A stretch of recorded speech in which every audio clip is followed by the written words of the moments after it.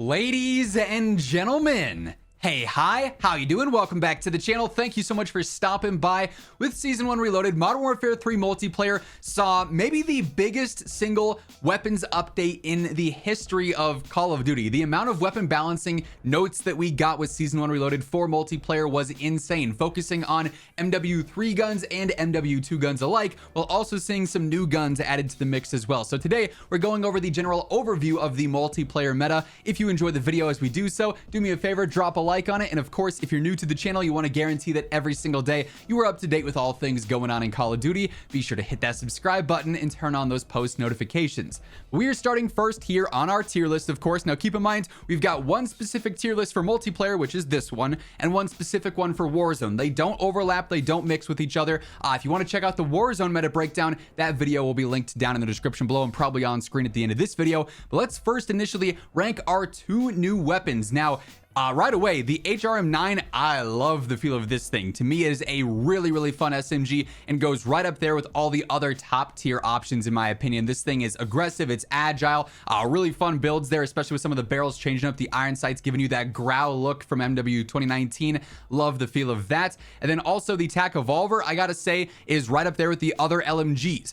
With between the 5.56 rounds, which are super low recoil and really easy to use, or the 7.62 ammo, you really can't go wrong. Either way, you're gonna have a really reliable LMG that's built for a bunch of different types of scenarios. There were times where I was getting, 5, 6, 7 kills without even having to reload, without even thinking about it. Thing was just melting and ripping through enemies alike. That said, obviously with multiplayer, being that it's so much more aggressive than Warzone, and a lot more gunfights are based in the close to mid-range, rifles are going to inherently be a tad bit better than LMGs just across the board, despite the fact that so many of these are really good. But new weapons out of the way, I have got a lengthy list of multiplayer changes and all the updates that happen to go through as we readjust the overall meta breakdown here. So initially, the SVA 545 got a max damage buff. That close range is now going to be even better than before, and quite frankly, I already felt like the SVA was one of the better rifles in the game. I feel like this bumps this up into the absolute meta category. If you're using the hyper burst feature or just full auto, this thing feels super reliable and it's super aggressive as well. Now the Holger 556 got a slight sprint to fire nerf. That's not a drastic update by any means, but it is something that's going to make it a little bit less aggressive. Its damage is still really good, and it's one of the lowest recoil options in the game. So to me, it stays in that absolute meta area. Now the DG56 actually got a range nerf, a decent one at that, that's going to make it a little bit less effective than some of these other rifles.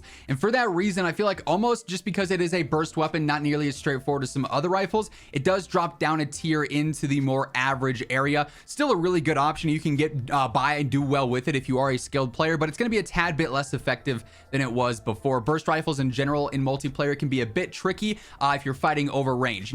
Close to mid-range, it should be okay, but overall, it's going to be a tad bit worse than before. On the flip side, though, the FR556 got a mid-damage buff, so it's going to be feeling a tad bit better. Again, though, that burst factor in effect, I don't feel like that makes it absolute meta. Still a competitive choice, though. Now, the MCW is a tricky one here because several different meta attachments ended up getting some nerfs. Some barrels and some stocks ended up getting some changes there, but there's a lot of different builds that work well with the MCW, and also in general, its sprint to fire got nerfed, so its mobility again will be a tad bit worse, but overall, it's still one of the go-to choices for multiplayer. Obviously, a choice of the pros with the CDL, so for the most part, this is still going to be an absolute meta option. You just might need to adjust some of your builds accordingly. We'll be breaking down some setups in a future video, so just stay tuned for that. Now, this is a fun one. The STB 556 actually got some range buffs, and to me, this being a lower recoil rifle and relatively easy to use in general, bumps this up into the more competitive option with a lot of the other MW2 rifles and MW3 rifles as well. Certainly makes it a lot more worthwhile and gives more value to actually using this, so that's a nice update there. But on the inverse of an MW2 gun getting bumped up, the Kastov 7.62 actually got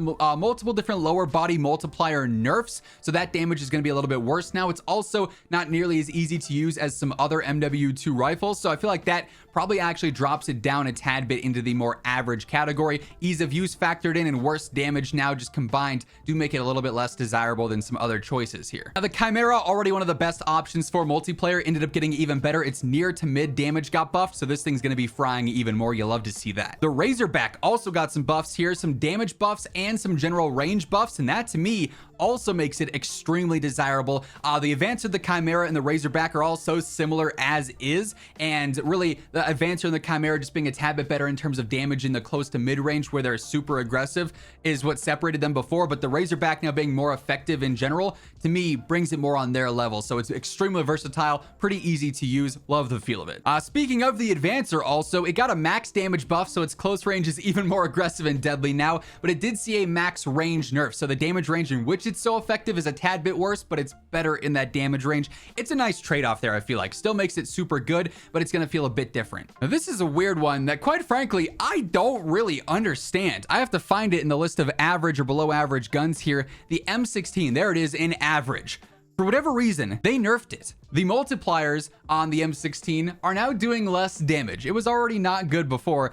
I'm dropping this thing down into the below average category. I don't know if it's total garbage like the Sidewinder, but it's close. I'll give you that for sure.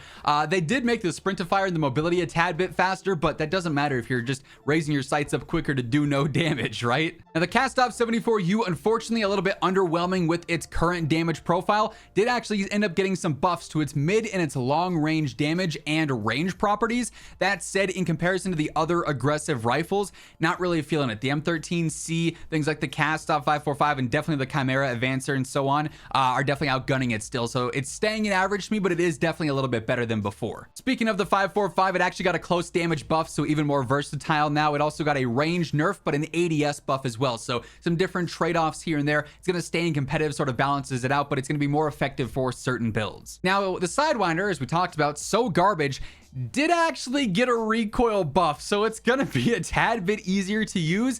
I still hate the feel of this thing. It's so awkward, and in multiplayer with the fast TTK, it's so unforgiving if you miss one or two shots.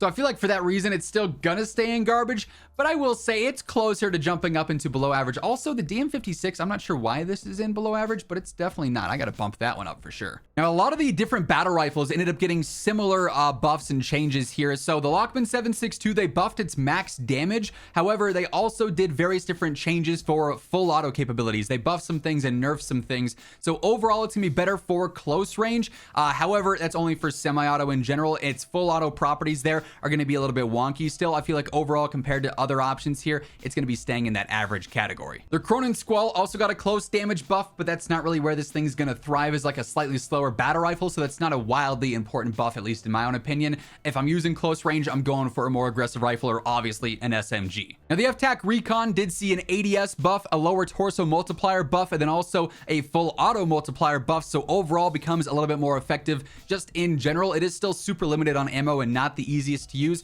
so I don't think it's absolute meta by any means, but definitely one of the better semi-auto options in the game. And SO14 got those similar changes to earlier, a max damage buff and then a lower body multiplier buff, but just for full auto, so a tad bit better there. Once more, those ease of use factored in and skill gap factored in. Competitive for sure, but not something that anyone can pick up and do well with like absolute meta. Now for SMGs, the Swarm actually got even better for the close to mid range. They buffed that, so it's going to be a little bit more versatile now, and certainly something that I would say is probably borderline absolute meta, just with how versatile rifles are. I don't know if any SMG truly can be considered the meta, because so many of these can be SMG replacements, right? But in terms of SMGs, it's definitely one that stands out a ton. The Rival 9's horizontal recoil is also even easier now, so you love to see that in an even better SMG choice, also up there towards the absolute meta category. And the Striker 9, which previously didn't feel like it was all that crazy in multiplayer, ended up getting a max damage buff, so its close range is going to be even more lethal and effective now, right up there with some of those other better SMGs in the game. Love to see that. Definitely diversifies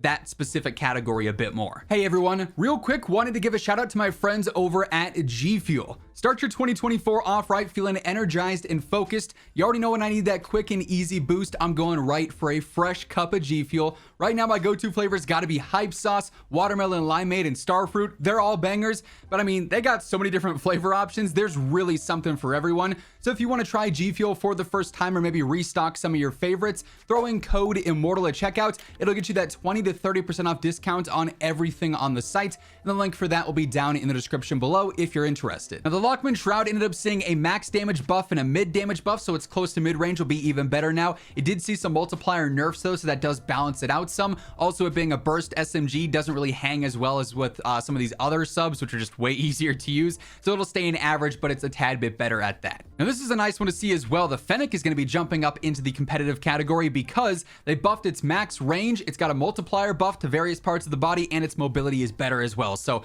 buffs across the board. The Fennec is certainly more competitive now. Now the Bass P unfortunately ends up getting some nerfs here. They nerfed its max range, but it ended up getting a lower body multiplier buff. So going to be a tad bit better if you're hitting some leg shots in the mix there, but its range is not going to be as effective as it was before. It's close to mid-range though. For an SMG is still very impressive compared to a lot of other choices. The basic MP5, the General Lockman sub, also ended up getting a near damage and then also a torso multiplier buff, so it's gonna be better in the close range. Obviously gonna be able to hang even better now with some of these MW3 subs. MX9 is a bit of a tricky one just because it's so limited in ammo. Even for multiplayer, it's pushing it, but it did get a leg multiplier buff and then also better ADS and sprint to fire with general mobility, so it's gonna be more aggressive now. But just with the ammo capacity there, it's just not really all that worthwhile. Like, the way I tier these out a lot is, would I ever choose an M13C over this? And if the answer is yes, and it's always, then whatever this is going to be lower than it. You know, if it's a back and forth, I could use this or that, they're obviously going to be in the same category. I wouldn't choose the MX9 over really any SMG here. So while it's getting better, just still not as good as it needs to be competitive or meta. Now, quite a few shotguns ended up getting updated in this update in specific. The Lockwood 680 actually got a sprint to fire nerf and a no stock mobility nerf. That said, it's still one of the more reliable shotguns in the game. It's just not going to be as aggressive now. You have to pre-aim maybe a little bit more, but it's still my go-to choice for shotties in multiplayer. Now, the Lockwood 300, they actually nerfed the dual trigger range, so to me, that's going to bring this down into the more so below average area, just because it's not going to be able to compete as a shotgun against other shotguns. Even, like, yeah, you could maybe make an argument for it being close to a haymaker or an expedite or something in terms of just base damage, but where it's going to be the best class setup with the dual trigger and everything on it and only 2 shots, I don't feel like it's that competitive against those options, so I'm knocking that one down a decent amount. The Expedite 12 did get a tad bit better with its range buff and then also a spread buff as well, so it'll be a tad bit more accurate. Still not on the level of the broadside of the Lockwood in my opinion. And then the Brysons ended up getting some different changes each. Usually it's always the same changes, but the Bryson 800 had a mobility buff, so it's a tad bit more aggressive, and the 890 got a rate of fire buff. Both still are pretty underwhelming for shotties, though definitely not on the level of the Haymaker, the Guardian, the Lockwood, etc. Various different LMGs got some changes here. The Holger 26 got a max damage buff, so its close damage range is now better, but being an LMG, that's not where it's going to thrive the most, so that's not a meta update that really takes this thing to the next level by any means. It's an alright LMG, but it's obviously meant for mid to long range. The DG58 LSW also got some mobility buffs, so if you were trying to use like the conversion kit or something, maybe that's more effective now, but overall, I wouldn't be taking it over these other LMGs. Not the new one, not any of the existing ones either. Now the Sakin actually got a tad bit better, which really makes it compete even more with the Bruin, the Pilum Yacht, so on and so forth. Got a lower torso multiplier buff, but also an ADS buff as well, so it's a little bit faster, which is nice to see because a lot of these MW3 LMGs are very versatile. HR56 also got a similar mobility buff as well, so again, just helping out with that versatility. Now the DM56, which I did buff up earlier, or bump up earlier rather, ended up getting a sprint to fire nerf, so its aggressiveness is a little bit worse, but overall its damage is enough to hang with some of the other marksman style weapons in the game, but it's definitely not as crazy as something like maybe an Interceptor you know, is now, which coming up, it's actually got some changes. That's the next one. Here are some of the other options there. The Interceptor, though, speaking of its changes, got a head and a neck multiplier nerf, so those upper body shots will be a tad bit less rewarding. Luckily, the Interceptor is not anything crazy in multiplayer, still decent, but it's got that skill gap, and there's some other semi-auto guns that I just feel like outgun it and are far more reliable than it currently. The EBR ended up getting a mobility buff. It's nice that it's a tad bit more aggressive now. It's still a higher skill gap weapon, kind of limited in ammo, so staying in average, but faster, which is nice. The Lockwood MK2 also got a slight mobility buff, but it's just a hit marker machine even in multiplayer. That's why I got it in below average. So even though it's faster now, it's not doing any more damage. Also, while we're down here in niche, the crossbow ended up getting a minimum damage buff, which is nice, but it's obviously a crossbow. In a competitive sense, it's really not being used in any legitimate way. It's more of a gimmick and a niche weapon, so no changes there, obviously. Now, the Tempest Torrent got a leg and foot multiplier buff, so those lower body shots will be a bit better, but if you want this thing to be good, you need to be hitting the upper body, so that's not a super significant change there. The LMS also got a mobility buff, so again, a little bit snappier, but skill gap, rate of fire factored in, not going to be as good as some other semi-auto choices. Now, the Cat in multiplayer is a slow and heavy sniper, so not nearly as, you know, viable as it is over in Warzone, and they nerfed the velocity on the meta build for it for like long range sniping, so it's going to be staying in average coverage as a sniper. I'd much rather be quick scoping with something like, you know, a longbow, which quite frankly, I could probably bump up into competitive.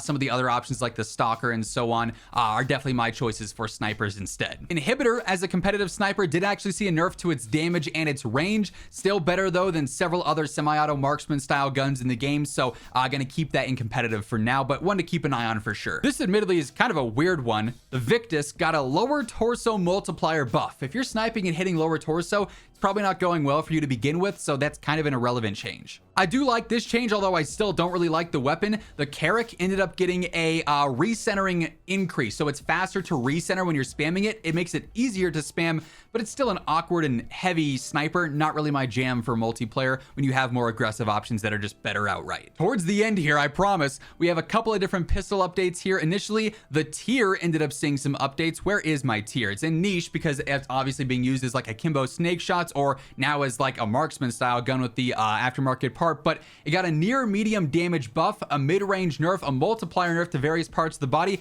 and the trigger delay kind of ruins it. It is, I don't know if it's intentional across the board, but the various trigger delays make it super awkward to use, but it's not going anywhere out of niche to begin with, so it's staying there. It is going to feel very different though after this update. And then lastly, the 9mm Damon from MW2 got a buff to its medium and max damage, so close to mid-range will be better. Got a nerf to those ranges though, so kind of just balances it out there, and it's still a pistol at the end of the day. But overall, I mean, the multiplayer meta, while we saw so many different changes, is still dominated by rifles. They are by far the best guns for multiplayer just because they're so versatile. You can build them to be fast and snappy as SMG hybrids. Mid-range, long-range is self-explanatory there. There are some good SMGs though, some decent LMGs, good marksmans and whatnot. You got a lot of variety, obviously, in multiplayer where the meta is a lot more wide open than in Warzone. But that is going to wrap things up for this one. That's how the current meta plays out in Season 1 Reloaded. If you enjoyed the video, do me a favor, drop a like on it. And if you're new to the channel, you want to guarantee that every single day you're up to date with all things going on, be sure to hit that subscribe button and turn on those post notifications. But once again, thank you so much for tuning in. And until next time, take it easy, have an awesome rest of your day. I'll catch you later. Peace out.